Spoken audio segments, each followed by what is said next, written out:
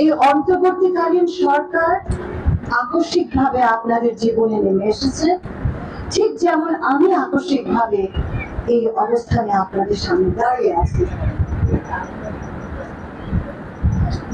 যখন 24শে জুলাই আমাদের ঢাকার রাস্তায় এবং অগস্টে আমাদের ঢাকার রাস্তায়, যে রাস্তায় আমাদের নবীনগরের ছেলেরাও নেমে পড়েছিল,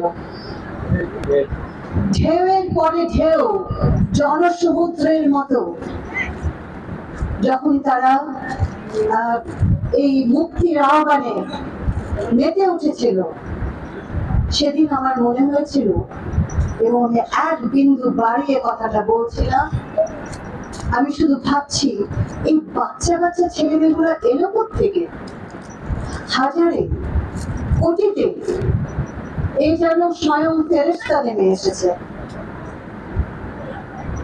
এত বড় একটা ঢেউ, এই ঢেউটা আমাদেরকে কোথায় নিয়ে যাবে? একটা জিনিস বুঝেছি, সময় পাল্টে গেছে। রাজনীতিকেও পাল্টাতে হবে। আমরা চলে যাব, আমরাও একটা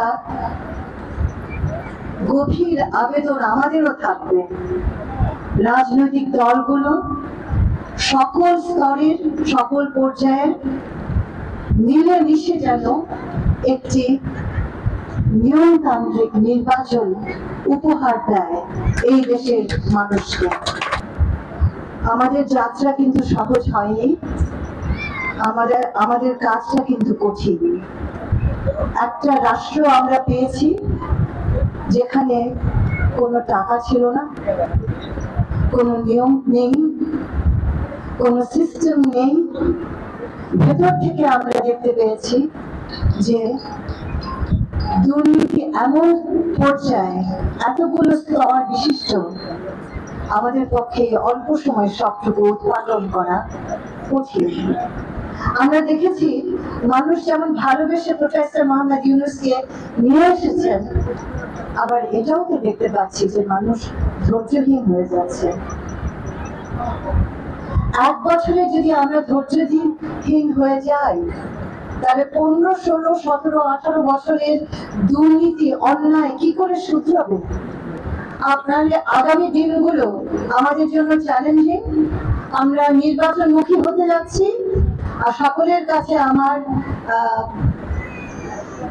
অনুরোধ থাকবে, এই নির্বাচনকে কেন্দ্র করে যেন কোনো সহিংসতা না হয়। সহিংসতা হলেই নির্বাচন নষ্ট হবে।